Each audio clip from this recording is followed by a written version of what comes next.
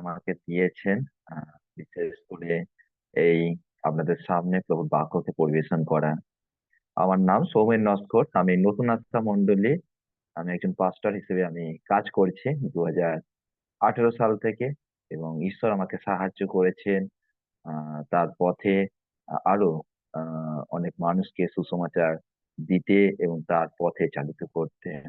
এবং ধন্যবাদ দিই যে আজকের একটা বিশেষ দিনে তিনি আমাকে সুযোগ করে দিয়েছেন প্রভুর সেই বাক্যকে পরিবেশন করা। তাই এই সময় আমরা বাক্যের দিকে আজকে আমরা এগিয়ে যাব। আজকে একটা জীবন আমরা দেখব। যদিও আমরা জানি বাইবেলে অনেক জীবন আছে, কিন্তু একটা বিশ্বাসী জীবন, যে জীবন আমাদেরকে উৎসাহিত করে, অনুপ্রেরণা যোগায়, যেন আরো আমরা প্রভুর পথে বৃদ্ধি পেতে পারি। আর সেই জীবনটা আমরা জানি যে সেটা রুতের জীবন। কিন্তু যদি আমরা জানি সেই রুতের জীবনে যদি আমরা পড়ি, সেখানে 4টি অধ্যায় রয়েছে, কিন্তু আমরা পুরো বিষয়টা পড়বো না। কিন্তু দুটো পদ আমরা যেটা বিশেষ করে আমরা আজকে একটু মনোযোগ দেব, যেটা আছে রুত তার 1 অধ্যায় 16 এবং 17 পদ। রুত তার 1 অধ্যায় 16 এবং 17 পদ আমি পাঠ করছি। সেখানে রুত তার শাশুড়িকে বলছে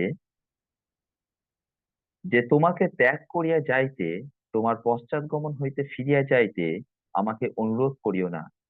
তুমি যেখানে যাইবে আমিও তথায় যাইব, এবং তুমি যেখানে থাকিবে আমিও তথায় থাকিব। তোমার লোকই আমার লোক, তোমার ঈশ্বরই আমার ঈশ্বর। তুমি যেখানে মরিবে আমিও তথায় মরিব, সেই স্থানেই কবরপ্রাপ্ত হইব। কেবল মৃত্যু ব্যতীত আর কিছুই যদি আমাকে ও তোমাকে পৃথক করিতে পারে, তবে সদাপ্রভু আমাকে অমুক ও ততোধিক দণ্ড দিউন। আমেন। বাক্যে যাওয়ার আগে আসুন আমরা মাথা নত করি এবং প্রার্থনায় যাই। স্বর্গের দয়াময় পিতা প্রভু, তোমাকে ধন্যবাদ জানাই প্রভু, যে আজকের এই সুন্দর মুহূর্ত প্রভু তুমি আমাদের জীবনে দিয়েছ, যেন আমরা তোমার গৌরব, তোমার প্রশংসা করি। প্রভু, বিশেষ করে প্রভু আমরা তোমার কাছে যাচনা করি প্রভু, তোমার জ্ঞান, তোমার প্রজ্ঞা প্রভু তুমি আমাদেরকে দাও প্রভু, যেন আমরা তোমার বাক্যকে প্রভু সঠিকভাবে জানতে পারি, নিগুড় তথ্য সকল, এবং সেই মতো জীবনযাপন করি। বাক্য দ্বারা তুমি সকলকে আশীষ দান করো। এই প্রার্থনা প্রভু যীশু তোমার নামে চাই। আমেন। যদি আমরা একটু রুতের জীবন সম্পর্কে যদি আমরা একটু ফিরে যাই, একটু প্রথম থেকে যদি আমরা দেখি, যে নয়মি এবং তার স্বামী ইলিমেলক যখন তাদের দেশে দুর্ভিক্ষ হয়েছিল, তারা মোয়াব দেশে চলেছিল তাদের 2 সন্তানকে নিয়ে। এবং যখন তারা মোয়াব দেশে ছিল, সেখানে তারা বসবাস করছিল, ইলিমেলক মারা যায়, এবং তারপর 2 সন্তানের হয় সে মোয়াবিয়া কন্যাদের সাথে। এবং তারপর কিছুকাল পরে সেখানে আমরা দেখি যে 2 পুত্র মারা যায়। আর সেই সময় নয়মি জানতে পারে যে ঈশ্বর তাদের দেশে আশীর্বাদ দান করেছে, আর সেই জন্য সে মনস্থির করে যে সে তার সেই মোয়াব দেশ থেকে সে তার নিজের দেশে ফিরে আসবে। আর যখন আসছে, তখন সে তার পুত্রবধূদেরকে বলছে যে তোমরা, তোমাদের জীবন আছে এবং তোমরা তোমার মায়ের বাড়িতে ফিরে যাও। কিন্তু যদি আমরা দেখি 1 অধ্যায় 8 পদে, তখন তারা কিন্তু ফিরে যেতে তারা কিন্তু চায়নি, কিন্তু তারা তার শাশুড়ির সঙ্গে তারা থাকতে চেয়েছিল।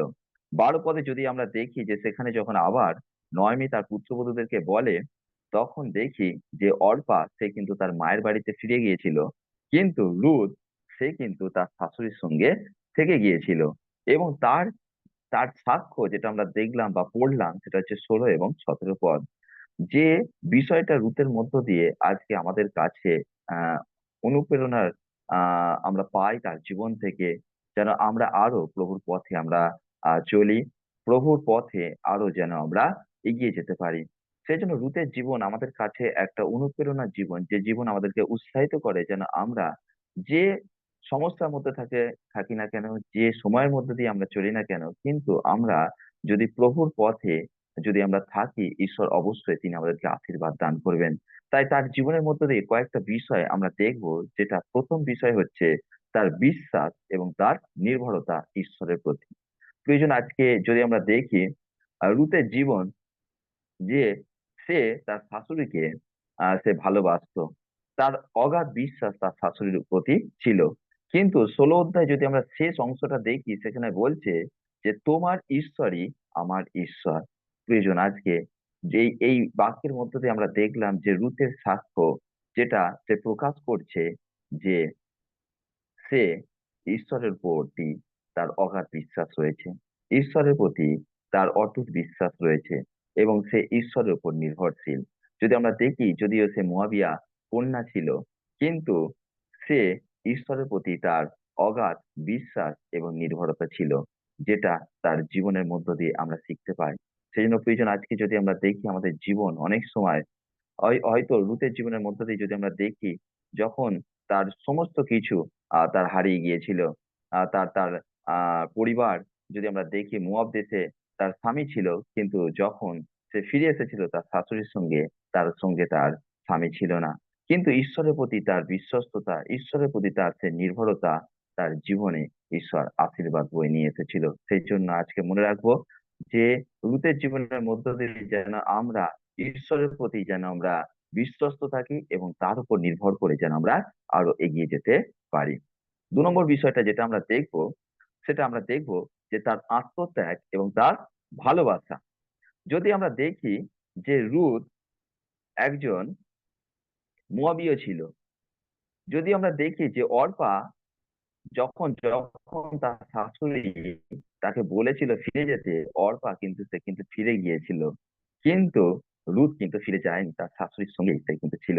সেই জন্য তার কাছে সুযোগ ছিল, কিন্তু আজকে মনে রাখতে হবে যে সেই রুথ সুযোগ পাওয়ার পরেও সে কিন্তু সে তার তার জীবনের সমস্ত কিছু ত্যাগ স্বীকার করে, তার তার পরিবার পরিজন সমস্ত কিছু ছেড়ে তার শাশুড়ির সঙ্গে সে কিন্তু তাদের সেই নিজ দেশে তারা কিন্তু ফিরে এসেছিল।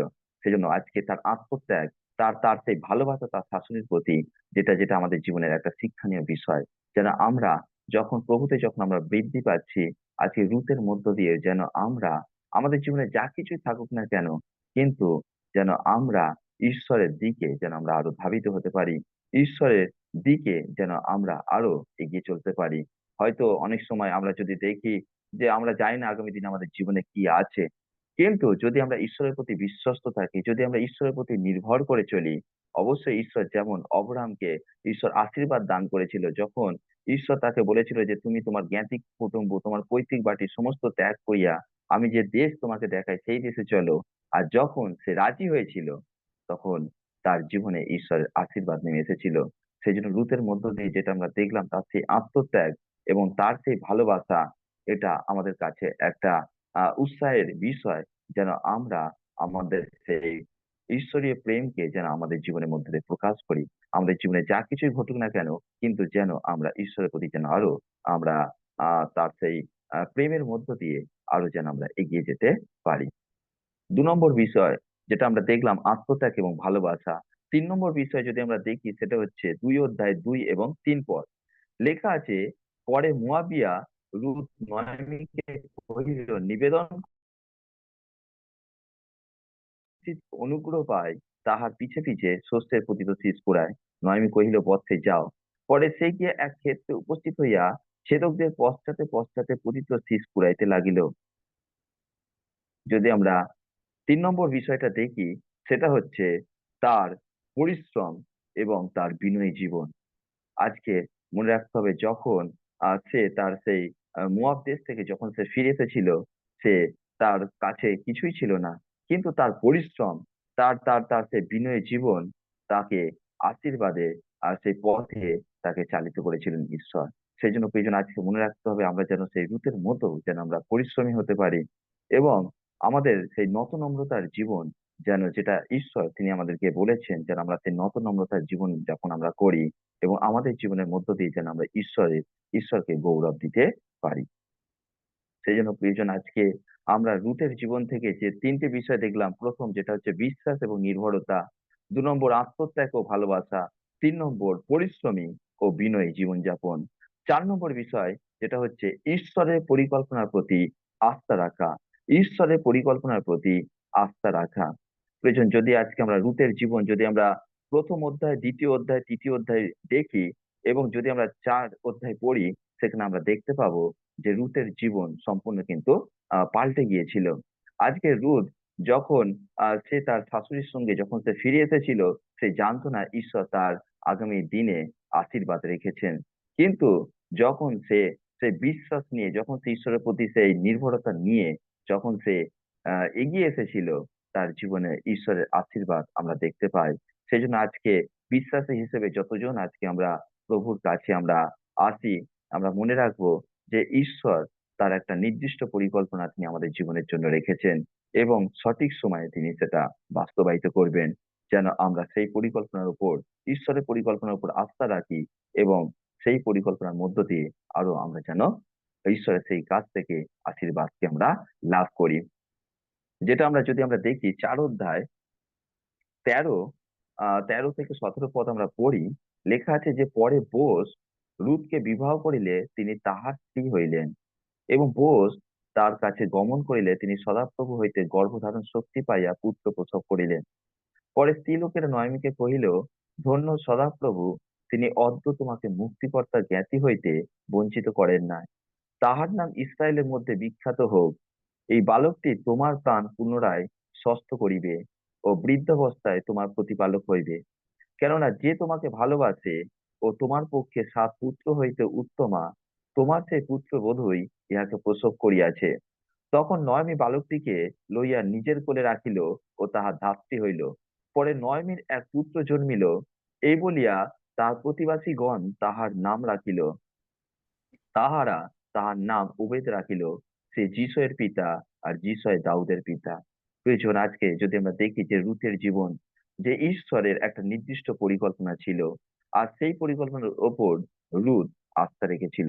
সে জানতো না যে আগামী দিনে ঈশ্বর তার জন্য একটা সুন্দর পরিকল্পনা করে রেখেছেন, কিন্তু ঈশ্বরের প্রতি তার বিশ্বস্ততা, তার তার সাক্ষ্য, যেটা তার সেই শাশুড়িকে বলেছিল যে তোমার ঈশ্বরই হচ্ছে আমার ঈশ্বর, যেটা তার জীবনে ঈশ্বরের আশীর্বাদকে বয়ে এনেছিল। সেই জন্য আজকে আমাদের কাছে বিশ্বাসী ভাই বোন হিসেবে আজকে যতজন আমরা আছি, আমরা মনে রাখবো ঈশ্বর আমাদের জন্য একটা সুন্দর পরিকল্পনা তিনি করে রেখেছেন, এবং সেই পরিকল্পনার প্রতি যদি আমরা আস্থা রাখি, সেই পরিকল্পনার উপর যদি আমরা নির্ভর করি, ঈশ্বর তিনি আমাদের সকলকে তিনি আশীর্বাদিত করবেন। যেটা আমরা রুথের জীবনের মধ্য দিয়ে আমরা দেখি। এবং যেটা 5 নম্বর বিষয় যেটা আমরা দেখব, সেটা হচ্ছে রুথের ধৈর্য এবং তার আনুগত্য। আজকে যদি আমরা দেখি, যখন রুথ সে তার শাশুড়ির সঙ্গে মোয়াব দেশ থেকে যখন সে যাত্রা করেছিল, তখন তার কাছে কিছুই ছিল না, সে নিঃস্ব ছিল।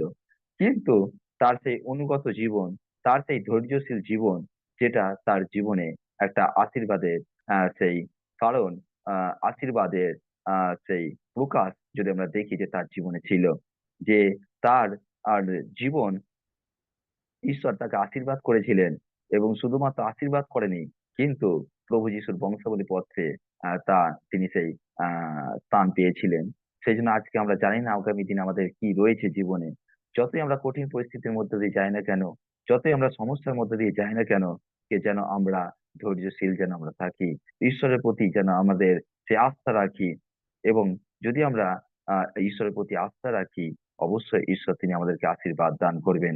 সেই জন্য রুথের জীবনের মধ্য দিয়ে দেখি যে রুথ তার সেই শাশুড়ি যা কিছু তাকে বলেছে, সে তার শাশুড়ির সেই কথা মেনে সে কিন্তু কাজ করেছিল, সে তার শাশুড়ির অনুগত ছিল।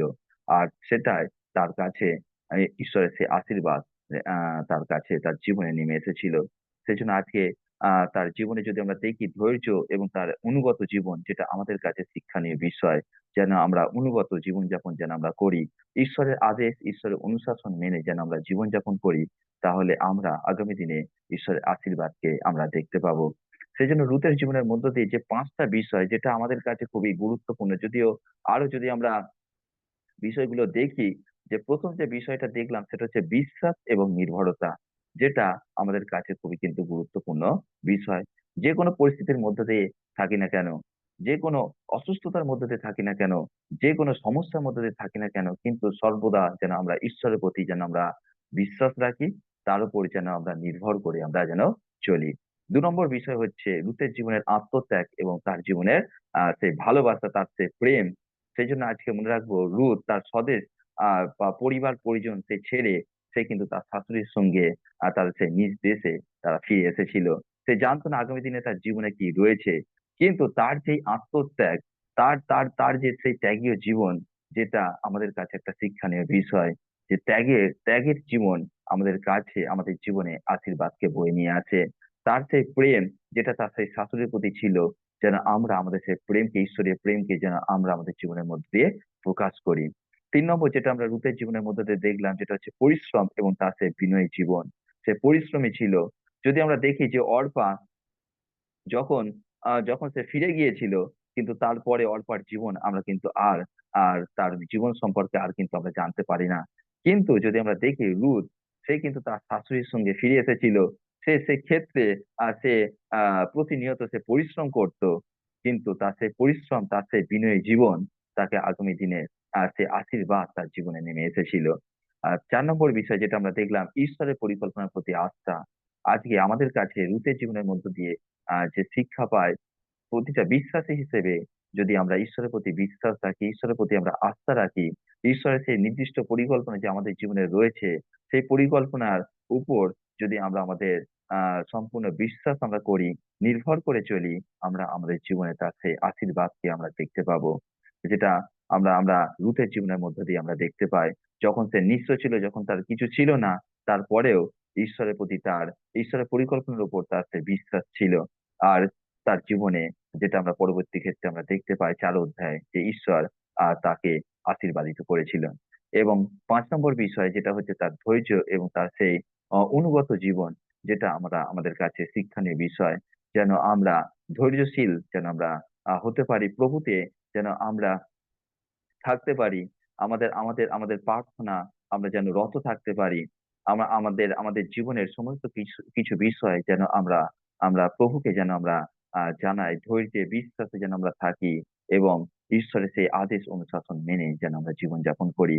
তাহলে অবশ্যই ঈশ্বর যে তার সন্তানদের সঙ্গে প্রতিজ্ঞা করেছেন, অবশ্যই তিনি তার আশীর্বাদকে আমাদের জীবনের মধ্য দিয়ে সঠিক সময়ে তিনি তা বাস্তবায়িত করবেন। সেজন্য ঈশ্বরকে বিশেষ করে ধন্যবাদ দিই যে তিনি আমাদেরকে একটা সুন্দর সুযোগ তিনি আমাদেরকে দিয়েছেন, যেটা রুথের মধ্য দিয়ে আমরা দেখতে পেলাম। যেন সেই জীবনের মধ্য দিয়ে যে 5টি বিষয় আমরা শিখলাম, যেন সেই 5টি বিষয়কে আমরা আমাদের জীবনে যেন আমরা ধরে রাখি। এবং যদি আমরা সেই 5টি বিষয় আমাদের জীবনে আমরা ধরে রাখি, অবশ্যই তিনি আমাদের সকলকে তিনি আশীর্বাদিত করবেন। তাই প্রিয়জন, আজকে মনে রাখতে হবে, আজকে যতজন আমরা এই গ্রুপের মধ্যে মিলিত হয়েছি, হয়তো আমাদের জীবনে হয়তো আহ সেই সমস্যা রয়েছে, হয়তো আমরা কঠিন পরিস্থিতির মধ্য দিয়ে আমরা দিন যাপন করছি। কিন্তু মনে রাখবো, যতই আমাদের জীবনে দুঃখ আসুক না কেন, ঝড় ঝঞ্ঝা আসুক না কেন, ঘাত প্রতিঘাতের মধ্য দিয়ে আমরা যাই না কেন, মনে রাখবো ঈশ্বর তিনি আমাদের সহবর্তী, তিনি আছেন। তিনি আমাদের হাত ধরে আছেন, এবং তিনি আমাদেরকে সমস্ত কিছু সমস্যা থেকে, সমস্ত কিছু সেই অসুস্থতা থেকে তিনি আমাদেরকে সুস্থতা দেবে, এবং সমস্ত সমস্যার সমাধান তিনি করে দেবেন। আমরা যেন তার প্রতি বিশ্বস্ত থাকি এবং তার উপর নির্ভর করে চলি। ঈশ্বর তার বাক্য দ্বারা আমাদের সকলকে আশীর্বাদ দান করুন। আজকে আমরা মাথা নত করি এবং প্রার্থনায় যাই। স্বর্গের দয়াময় পিতা, প্রভু তোমাকে ধন্যবাদ জানাই প্রভু। ধন্যবাদ জানাই প্রভু, তোমার সেই দাসী জীবনের মধ্য দিয়ে প্রভু যে শিক্ষা আমরা পেলাম প্রভু, তোমার প্রতি সেই বিশ্বাস, এবং তোমার প্রতি প্রভু সেই নির্ভরতা প্রভু, তোমার প্রতি প্রভু সেই আহ আহ নির্ভরতা প্রভু, তোমার প্রতি সেই বিশ্বস্ততা প্রভু, যেটা প্রভু রুথের মধ্য দিয়ে প্রভু আমরা দেখতে পেলাম প্রভু। যেন আমরাও প্রভু, যতই আমাদের জীবনে কঠিন সময় আসুক না কেন প্রভু, যেন আমরা তোমার প্রতি বিশ্বস্ত থাকি প্রভু, এবং তোমার উপর নির্ভর করে প্রভু আমরা চলি প্রভু। প্রভু আমাদের জীবনে প্রভু, যেন আমরা আমাদের জীবনের প্রভু সমস্ত কিছু প্রভু আরাম ছেড়ে প্রভু, যেন আমরা তোমার সেই কঠিন পথে যেন আমরা চালিত হতে পারি প্রভু, যেটা প্রভু রুতের জীবনের মধ্যে দিয়ে আমরা দেখলাম প্রভু। আমরা যেন পরিশ্রমী হতে পারি, তোমার সেই পরিকল্পনার উপর যেন আমরা আস্থা রাখি প্রভু, ধৈর্যে থাকতে পারি প্রভু, এবং সেই তোমার আদেশ অনুশাসন মেনে আমরা যেন দিন যাপন করতে পারি। প্রভু তুমি আমাদেরকে সাহায্য করো প্রভু, তুমি আমাদেরকে শক্তি যোগাও প্রভু, যেন আমরা যখন আমরা দুর্বল হয়ে পড়বো প্রভু, যেন আমরা তোমার শক্তিতে প্রভু যেন আমরা এগিয়ে যেতে পারি। সমস্ত বাধাকে অতিক্রম করে প্রভু যেন আমরা আরো এগিয়ে যেতে পারি প্রভু, তুমি আমাদেরকে সাহায্য করো প্রভু। আমাদের সহবর্তী তুমি থেকো, যতজন এই গ্রুপের আছি আমরা, এই জুমের মধ্যে দিয়ে প্রভু আমরা মিলিত হয়েছে প্রভু, তুমি আমাদের সকলকে তুমি আশীর্বাদিত করো প্রভু। এই বাক্য প্রভু যেন আমরা আমাদের জীবনের প্রভু ধরে রাখতে পারি, এবং প্রভু তোমার দাসের মধ্যে প্রভু যেন আমরা জীবনযাপন করতে পারি প্রভু, তুমি সাহায্য করো। এই প্রার্থনা প্রভু যিশু তোমার নামে চাই। আমেন।